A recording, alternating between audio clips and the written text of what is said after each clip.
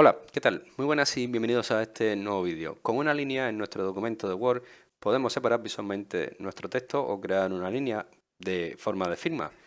Por eso Microsoft Word tiene varias opciones para poder insertar una línea. Vamos a entrar a nuestro documento de Word para ver las maneras más rápidas que que pueden haber en Word para poner estas líneas horizontales. Por lo tanto, situando nuestro cursor debajo, por ejemplo, del último párrafo, queremos que se muestre una línea. Lo que tenemos que hacer es dirigirnos a la pestaña de inicio y también podemos irnos aquí al apartado de párrafos y verás que tienes una opción llamada línea horizontal.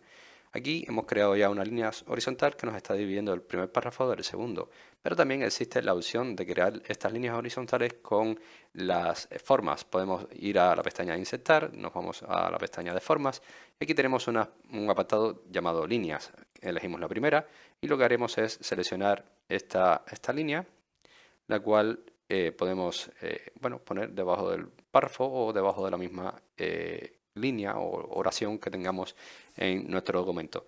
Para mí la primera opción es la mejor, es la más rápida, ¿vale? No tienes que hacer mucho movimiento y por lo tanto espero que este vídeo te haya gustado, te haya ayudado. Así de sencillo es como podemos insertar líneas de separación horizontales en nuestro documento de Word. Si es así, te invito a que me dejes tu like, suscríbete a nuestro canal y por supuesto nos vemos en un siguiente vídeo.